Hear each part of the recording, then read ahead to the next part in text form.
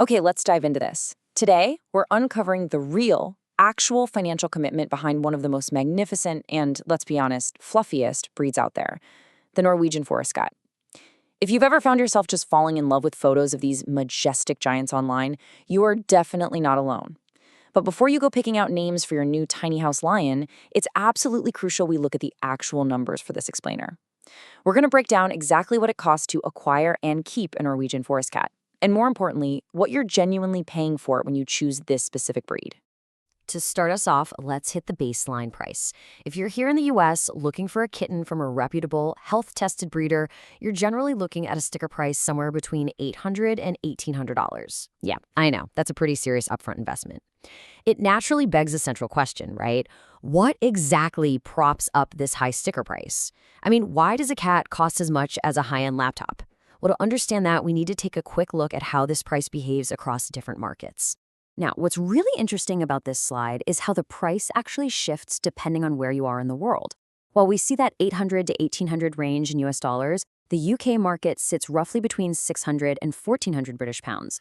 But check out continental Europe, specifically Scandinavia and France.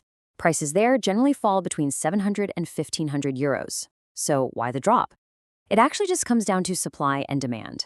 The breed has incredibly deep roots in those regions, which naturally means a higher density of breeders, greater supply, and, you guessed it, slightly lower prices. But, even within the exact same country, or from the exact same breeder, for that matter, prices can totally fluctuate. On a surface level, a lot of this variation is driven by coat color and show potential. So if you're looking at common colors within the breed's natural genetic spectrum, like your standard brown tabby or a solid black, you'll typically land at the lower end of that price range. But rare variants, like a golden or a true silver coat, they command a premium just because of their scarcity. It's the same deal with show quality. A kitten identified super early as having the strong physical traits to be a competitive show cat is going to cost more than a pet quality littermate who might just have a minor, purely cosmetic quirk. Section 1. Below the surface. The breeder investment. All right, so those are the surface level factors. But to really understand that heavy price tag, you've got to think of the purchase price like an iceberg. The biggest, completely hidden part of that iceberg is health testing. Responsible breeding requires essential DNA testing for conditions like GSDIV, which is a really severe genetic disorder. That test alone runs $50 to $100 per parent cat. Then there's HCM, a very serious heart condition. Proper screening for HCM isn't a one-and-done deal. It requires periodic echocardiogram monitoring. So the absolute crucial point here is that these breeders are paying for extensive, ongoing medical screening across their entire breeding program way before a single kitten is ever born. You aren't just buying a pet, you're buying the assurance of a clean genetic baseline. And that hidden iceberg of costs, it definitely doesn't stop there.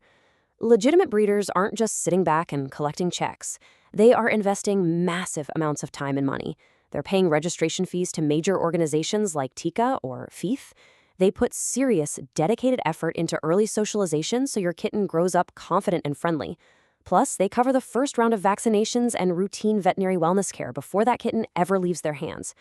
All of these investments perfectly explain why a registered, health-tested Norwegian Forest Cat costs meaningfully more than some unregistered kitten from an uncertain source.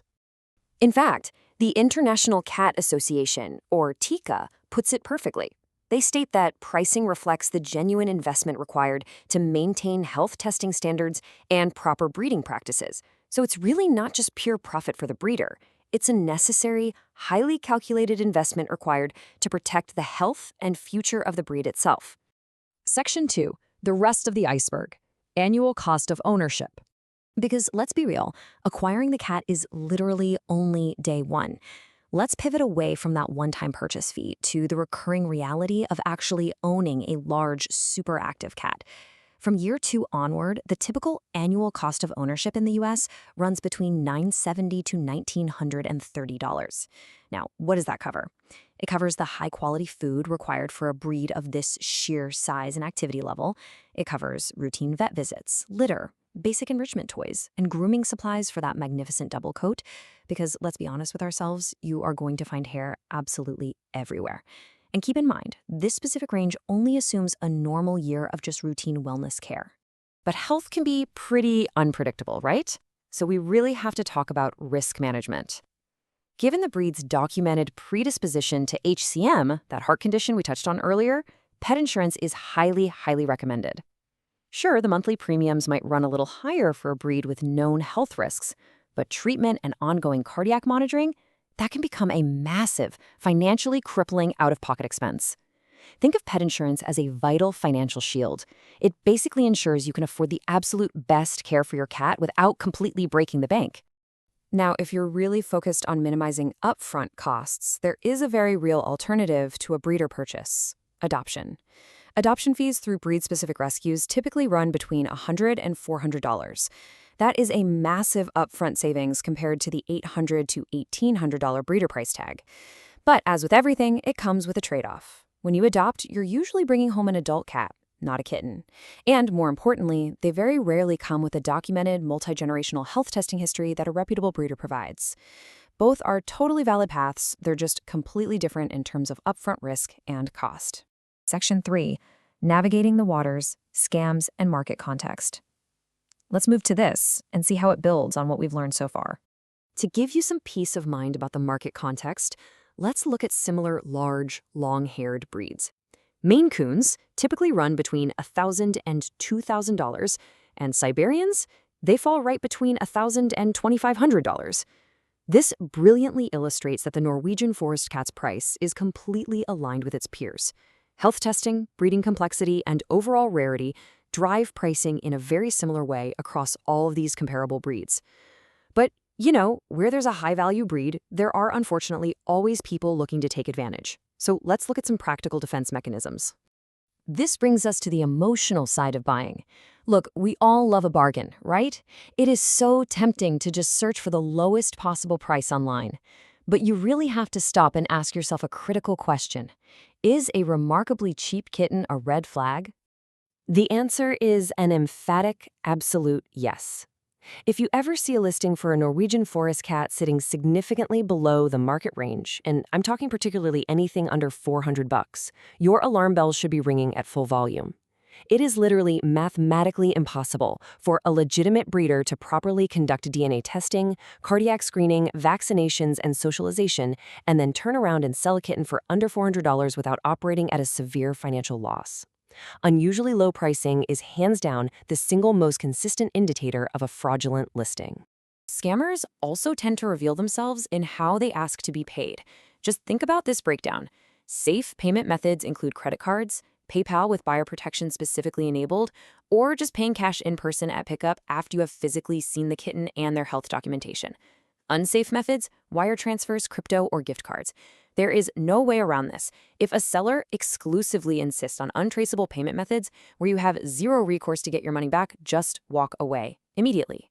On the flip side, legitimate breeders actually want to work with you, and many even offer structured payment plans. Typically, you'll agree on written terms, pay an initial deposit, and then complete a few installments leading right up to the pickup day. It's a great way to spread a large expense over several months. And hey, here is a pro tip for you. Always, always get the cancellation terms in writing. You need to know exactly what happens to your money if either party suddenly needs to back out before the kitten comes home. Also, keep in mind that regional cost of living really impacts pricing. Breeders working in major urban centers with high operating costs might charge a bit more than the national average, whereas rural breeders, they might charge slightly less while maintaining the exact same high health standards. Just remember to weigh any potential savings on the purchase price against the gas or flight costs you'll incur traveling to a more distant cattery.